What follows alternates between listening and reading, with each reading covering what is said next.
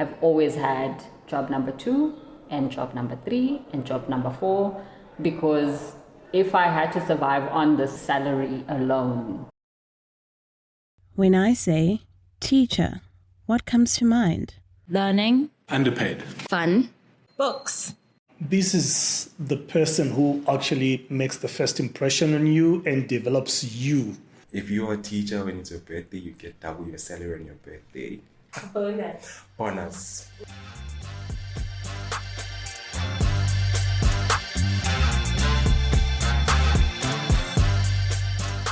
Welcome back to another episode of Nothing Works But the People, a podcast about work and working people in South Africa. I'm your host, Pheladi Sethusa. When I hear the word teacher, the words overworked, underpaid, and selfless come to mind. And that might be because my mom is a teacher. 3 of my aunts are teachers, my maternal grandparents were teachers, and even my best friend is a teacher. Hell, I'm a teacher. So the profession is close to my heart and has shaped my being and tended to my capacity and thirst for knowledge. In this episode, we're spending time with teachers, Woomam and Meneer to some. Their work falls under the industry classified as community and social services. By spending time at a private school in the burbs and a public school in the inner city, the stark and ever-present duality of life in one of the most unequal societies in the world comes to the fore. A quick disclaimer. Please note that names have been changed to protect the identities of teachers, pupils, and schools in this episode. I wait for Carmen in the parking lot of a school deep in the belly of Johannesburg's northern suburbs on a balmy Friday morning. I arm myself with a strong flat white from a mobile coffee cart at about 6:40.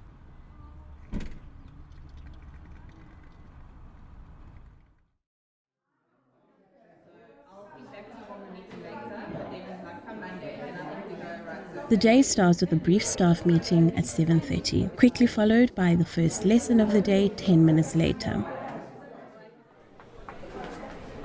Carmen is a drama teacher who's also taken on life orientation, a range of other extracurriculars, on top of being the head of department. My classes are small. My drama kids, I've got 6 in matric. 6 in grade 11, yeah. So when I came in, it was kind of like a dying subject. The year I came in, there were 2 grade 10s. So they were my matrics last year. So I saw them through, just the 2 of them. So it's been growing now, because there's every year 1 extra, 2, 3 extras that come in. But we found that the problem is not that the kids want to take drama, the parents are the problem. Because when there's anything cultural, there are like 100 of kids involved and great singers, great actors, but the parents don't want them to take the subject. But the small class size doesn't mean her days aren't full. We do not have any free time, in fact.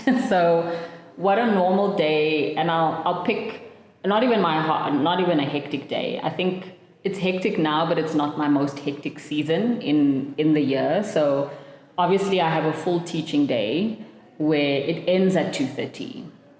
But my day doesn't end at 2:30. The kids, classes end at 2:30. And between then, it's either I'm doing admin, I have to do admin that I didn't get to in the day.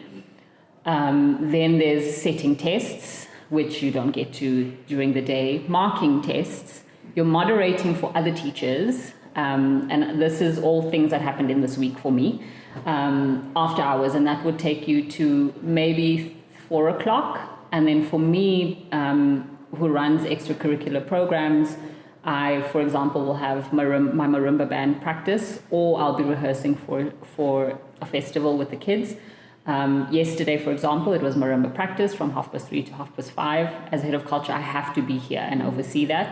So then I'm leaving here at 5:30 to get home after 6.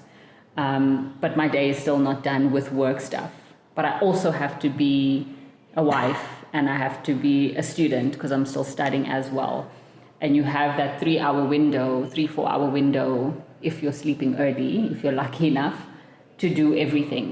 And when you're getting home, you're still either doing things you didn't get to finish at work, but having to then switch to, okay, now it's my personal life. But you often are so exhausted to even do anything that, yeah, you don't get to do that. So weekends also can get that intense. We don't really, I know for me, my Saturdays is a work day, because if I didn't get to marking or say tests, that's the day that I'm going to do it. And then Sunday is my only time to do things that I need to get done.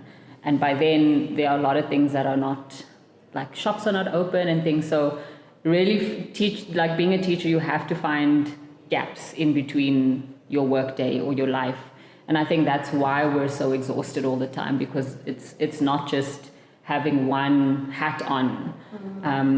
Even in the school setting, you don't just have your teacher hat on. You have your parent hat on, you have your counselor hat on, you have your your subject hat on, all running simultaneously. So I think that's also what is exhausting about it. So that's pretty much what a good day for me looks like. If there's not multiple festivals running, sometimes I'm at work on Saturdays to do 6 to 8 hour rehearsals with the kids on a Saturday because we're prepping for something. Sometimes I'm the last one to leave the school because I have rehearsals till late. So, yeah. It takes about 2 more periods or classes until we head to the hall for a practical drama lesson. Let's walk around the space. Let's just arrive. Please walk and give me a level 3 energy. Okay, if you remember, 1 to 5. I need 3, alert, present, not in a rush, not too relaxed, present in our bodies. Okay, give me a 5.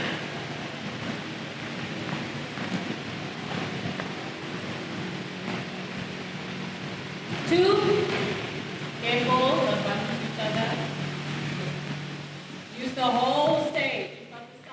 The improvisation exercise assigned asks students to walk according to an assigned status, the person given the number 5 being the highest and the person given number 1 the lowest. Using body language alone, we begin to see some stoop over, some whose eyes dart around the room, and others whose noses are up in the air.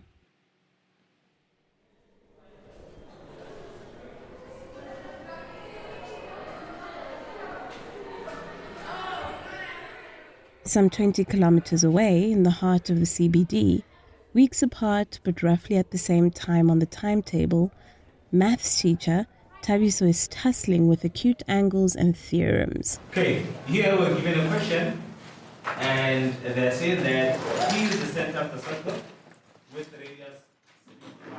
So we're not a lot. I think the whole school, we are right around 508. The whole school. From grade 8 up until grade 12. So we are not a lot. The grade 12s only, it's 98. Sure. The grade 11, I don't know the numbers. So your numbers are more private school aligned? Yeah, but then it's a public school. The overcast day is just days away from the first term break. So attendance isn't what it should be, but there's no rest for the matrics. Right? Once you hear center of the circle, what comes into your mind? Line drawn from center, right? With matrics, they know. Matrics on Saturdays, we have like a normal school day, full uniform, just that longer classes. Saturdays, like throughout.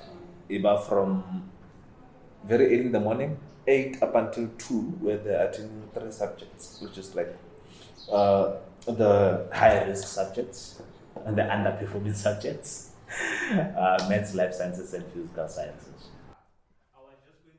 And how have they performed this semester or this term? Because you were saying last week you were marking, still finishing. I was marking as I was busy looking at the stats overall for grade 12. Unfortunately, I have 2 who failed out of 42, meaning 40 passed. And the grade 9s, I'm not so sure about the stats, but out of, how many are they? I think they are right about 60 something, around 69, 70. But then overall from that, I can assume right about 5 failed. But he acknowledges that fatigue has set in. I'm saying there was lots of yawning in that class. Are they just tired? Yeah, they are tired. Mm. Like they are very, very, very tired. Shame. That's why it's these productions that they are busy doing. They have another one. No, I think there were 2. Mm. Yeah, so I think they were knocking off at around 9 o'clock. Every day. Yeah. Around 9 o'clock every day. Okay, guys. My next class is here. Hey, Nina, TikTok. On the other side of town, Carmen says her lot are just as busy. We have very strong cultural kids and very strong sports kids, and often they do both as well. So there's always the fight between sport and culture, as there always is. But because we have strong academic, strong culture, strong sport, often the kids do everything. So one child will be split across, So finding balance with them and helping them find balance as well. But generally, there's a lot of kids who are involved. The kids that get involved, even service stuff, doing community work, they are there. The kids actually show up.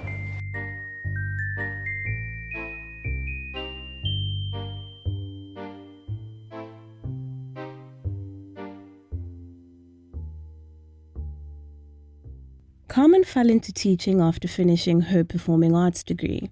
I definitely fell into it. It was never a plan.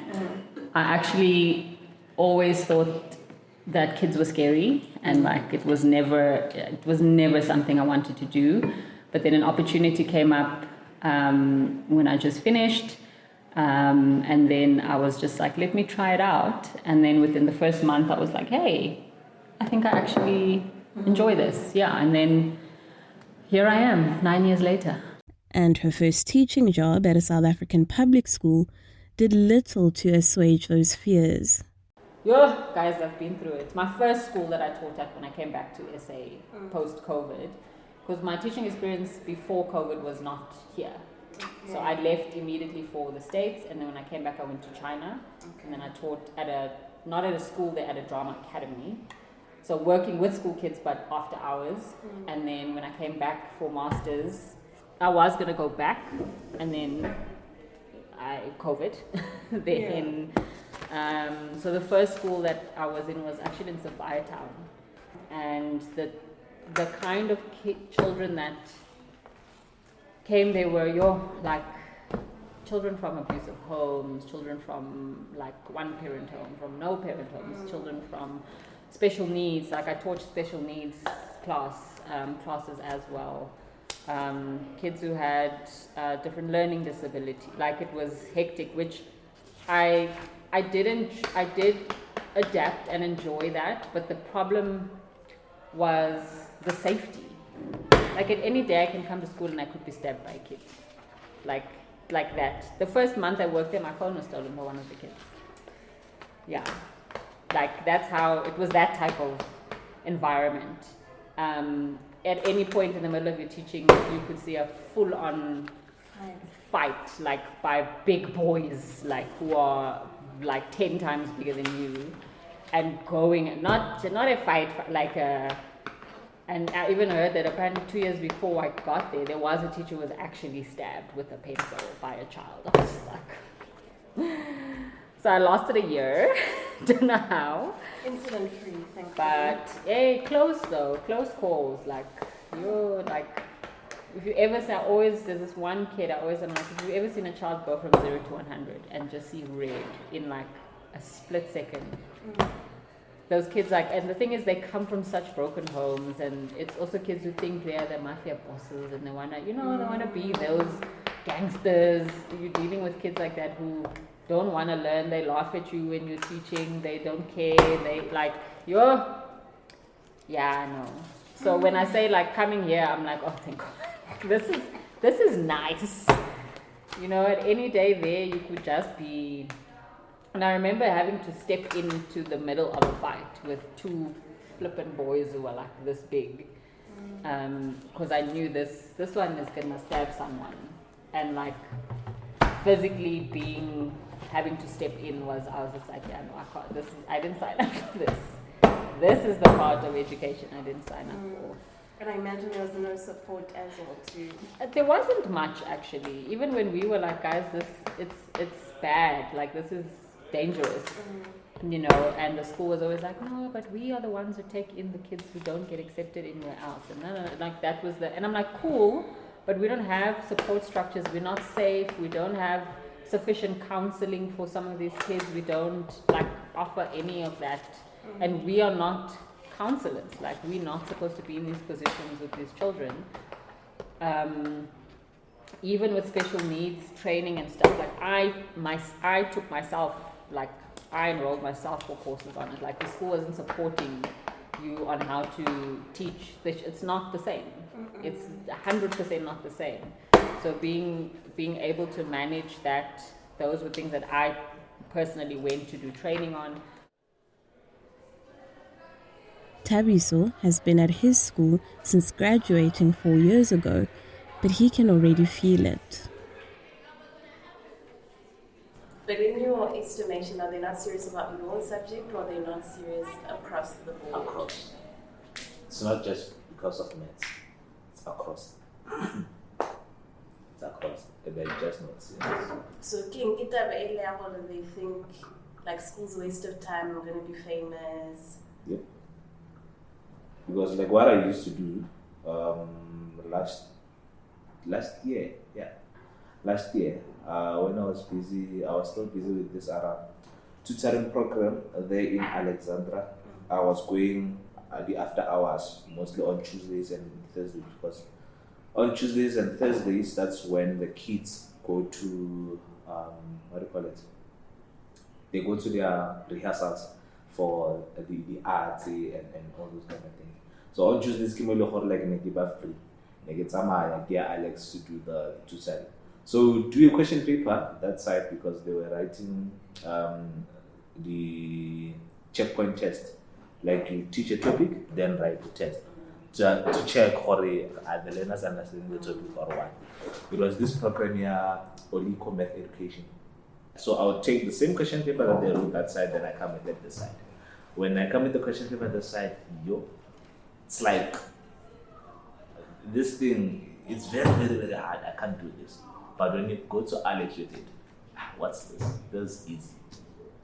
So that's what told me, okay, you're in the same grade. That side is easy, this side is hard. So which one is which here? Yeah. Because that side, the learners, they're performing. They are performing. One of the learners in that program, whom I taught last year in grade 11 and they're currently in grade 12. That program produced top student or top learner. Like I'm talking about like position 1 in the whole of the district. Alex and everything.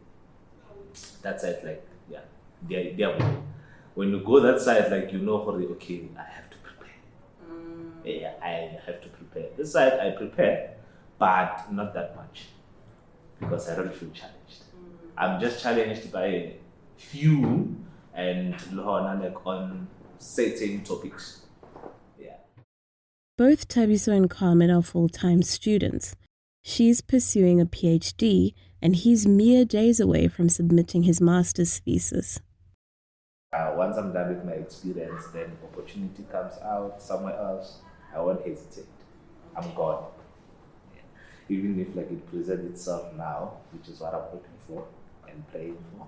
If it presents itself now, I'm going. Really? Yeah. How come? Sorry? How come? How come? How come you want to leave this space for higher education? Because like it's not easy. Yeah, it's not easy. And the more we get the more we get these young ones into FET, the more it gets harder. because number one, these kids are not serious. Like they would kill the thing in you or you want to teach. And that's already happened in 4 years. Yes. Really, sir? Uh-huh. You already want an out. Like Wow, I want give up Wow. like I want to be out. But if you are in the system, learn, your bracket changes. Okay, so you must make your upgrades when you're inside. Correct. You must make your upgrade when you're inside. Okay. And the department pays you, by the way. Like there's a lump sum. Okay. Like if maybe you are in the system and you're busy with your honors, you get your honors. You go to the department, you get the lump sum. Yeah, okay, so. It's just the two of us in the room, but I whisper how much. Boma 35? Cash? Yes. No, you lie. I'm not lying. So every My 35 qualification is you get something. Yes. in Each return. and every one, you get honors, you get paid. You get masters, you get paid. You get PhD, you get paid. That's just a lump sum. And again, after that lump sum, there's obviously an increment which takes you to a different bracket in terms of the parts. That's amazing. After work, time is spent nurturing side hustles to supplement their incomes. I think in my entire 9 years of working as a teacher, I've always had job number 2 and job number 3 and job number 4, because if I had to survive on this salary alone, it's not happening. It's not happening. So, and it is in my experience that a lot of teachers have the same. There's a side job, there's a hustle here, there's, a part-time job that you have to supplement. And it's not even to supplement a bougie lifestyle. It's your basic day-to-day bills. I think in general, as teachers, we can't live that extravagant lifestyle because of our salaries. So we wouldn't put ourselves in that position, right? But just to live day-to-day comfortably and not worry, it will not happen on a teacher's salary. A 2025 pay scale published by the National Professional Teachers Organization of South Africa shows that at the lowest end, a junior teacher can earn 13,600 Rand a month, while on the extreme and highly experienced end, qualified teachers and administrators make over 100,000 Rand a month. It's interesting because, we're not privy to discuss our salaries with each other, obviously, like in any organization. But there's the general complaint. And I always find it interesting because everyone has different types of lifestyles, right? So you don't know where someone might be unhappy, but like you're earning more than me actually, and I could do with that and I would be happy. But I think because we're living in such a complex and diverse country as a whole, for us, sometimes we're like, oh, it's unfair because we know they are getting more and we would want that more. But then I also question, is that more ever enough for the amount of work we do? And the economy is going up and the salary is staying the same. I do think that teaching is one of the most underpaid professions everywhere in the world, or most places. Let me not say everywhere, because I do know there are spaces that do value teaching more. But in this country, rather, let me bring it down to that, because of all of the extra work that we put in. It's definitely not fair, especially entry level. I think that gets taken advantage of. What can you do with 13,000 in this economy? Others, they go to Department of Education, they work in the offices. So you said your goal is academia, but would you consider staying in the system, but on the admin side, Yes. so in Yes. the department proper? Definitely. For as long as I'm not seeing the kids every day, I'm fine. Well, I'll be like you boy. Lapile, I don't think Lapile per se. Lapile because of my setting. Yeah, I understand. Yeah. Because of what you're working with, yeah. Because of what I'm working with. But then if I was working with I get to enjoy and So I don't think I was going to be that tired. I think maybe I was going to give myself maybe my young 8 to 10 years. Then after that, but now, if something comes, I'm out.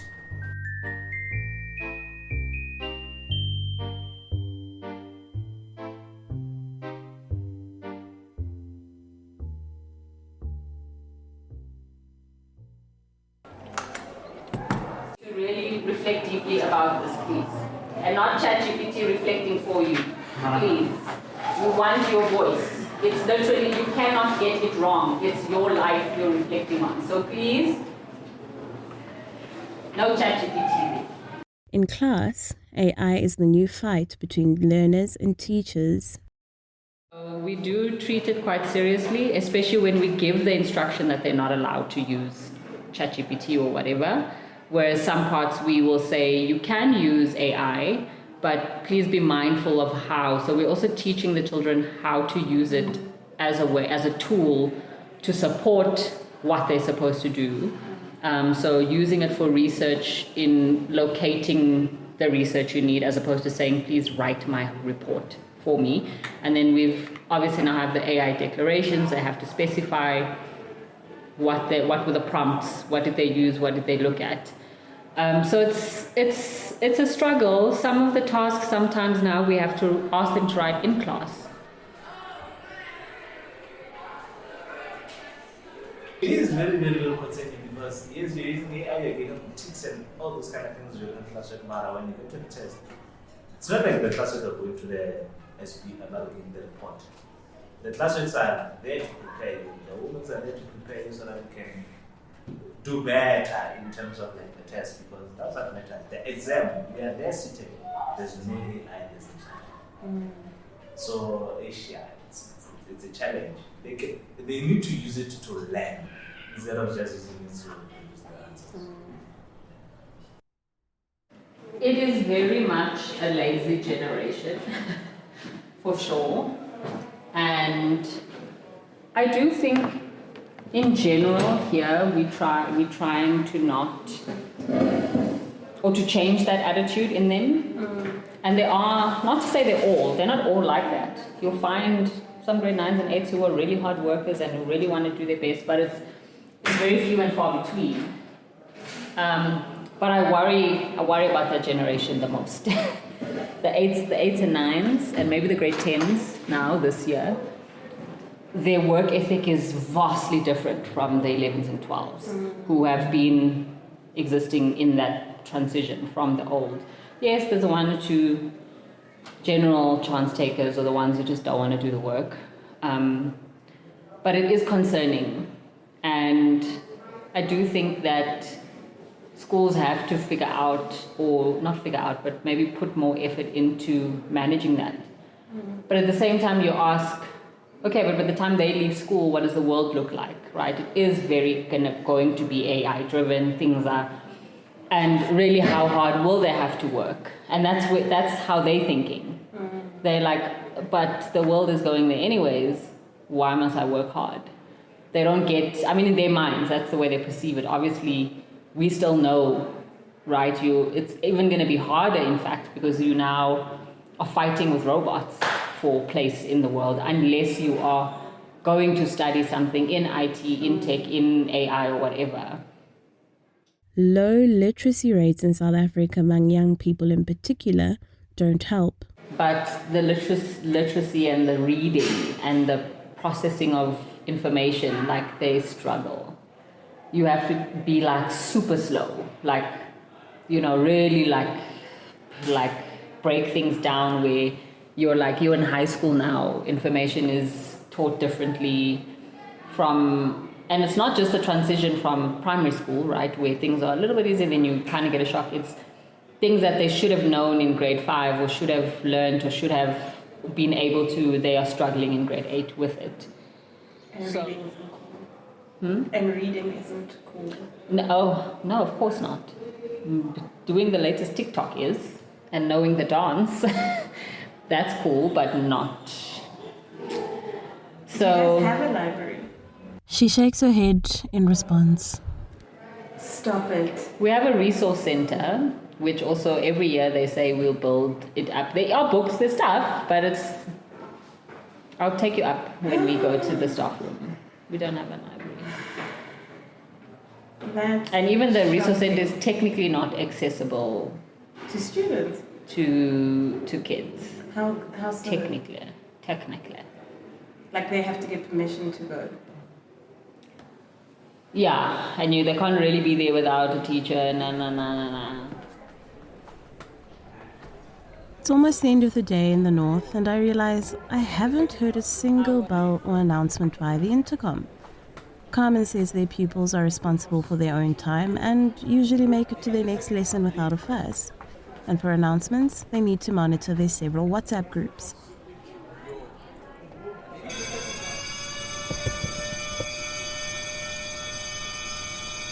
Is that your bell? Yeah. Wow. That's not the case at Thabiso's school. For a young man of just 25, he's a little bit old school.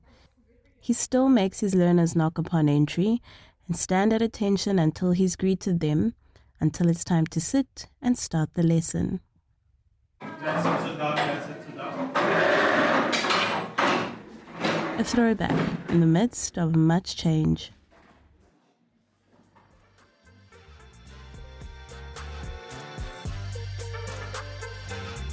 Thank you for listening to this episode of Nothing Works But the People. We'll be back next week with another episode. Follow us on Instagram under the same name for some bonus content. This podcast is hosted, written, edited, and co-produced by me, Pheladi Sethusa. Our producer is Kabir Jugram. Our graphics were designed by Mutsa Katsidzira. And our theme music is Trenchwork by Ketsa. This series is made possible by grant funding from Africa No Filter and is part of their Work Reimagined Story Lab. And our publishing partners are the Currency News. More information and episode resources can be found in our show notes and on our website.